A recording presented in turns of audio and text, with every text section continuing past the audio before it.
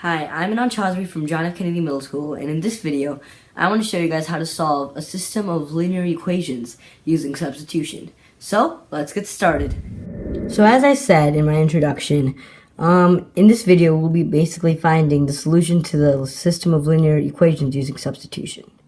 Now, normally, when you're trying to find the solution, people tend to graph both of the equations lines and then find out where both those points meet, because that would also be the solution. But in this video, basically, I'm going to try doing it more algebraically, which is going to be using substitution. Now here, we can see both the equations are written in standard form, not in any of the other forms.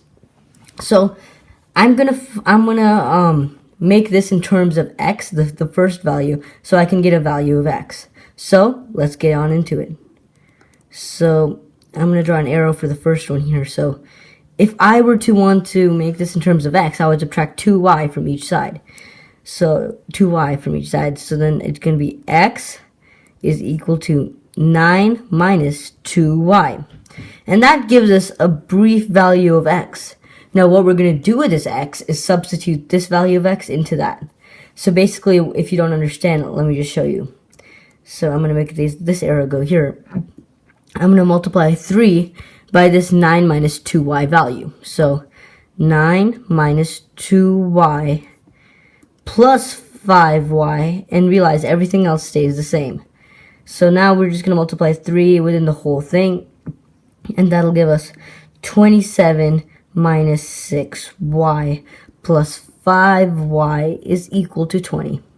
Now what we can do here is we can actually add these two y values together. So that'll give us 27 minus y is equal to 20. If we subtract 27 from both sides, and I think I'll need to make a line here and then move this on here. So if you subtract 27 from both sides, you'll get minus y is indeed equal to negative 7. Both the negatives cancel out, and at the end, y is equal to 7. And now we're going to use this y, because we actually have a full-on number value for y. We're going to add this y into this, and then it'll give you your solution. So basically, we know the value of y, okay, and now we're going to find the value of x. So if I just bring this down here a little bit, and then try solving it, it'll be x is equal to 9 minus 2 times 7. Okay, so basically, as you see, I just inserted the y value into there. So then it's equal to x is equal to 9 minus 14. X is equal to negative 5. Now we have both the x and y value, and our final value would be negative 5 comma 7. And basically this would be the point in which both lines are intersecting on the graph. Now I have another example here which we're going to do. So here, it's already pretty simple, because this one's given. It's giving us the x. It's giving us the x value.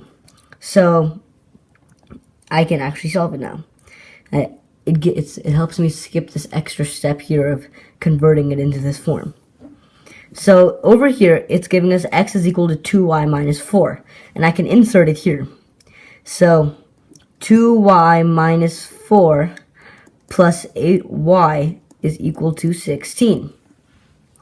Now I'm going to open the parentheses, and it's going to be 2y minus 4 plus 8y is equal to 16.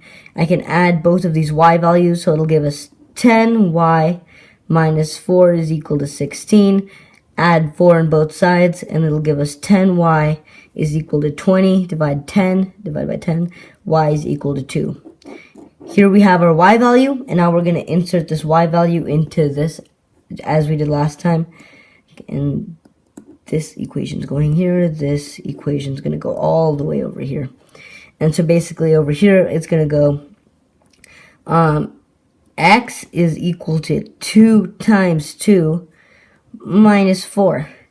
And this is pretty simple, so it's x is equal to 4 minus 4. And as we know, any number which is subtracted by itself is equal to 0. So x is indeed equal to 0. And our final point, after bringing these two together, is going to be 0, 2.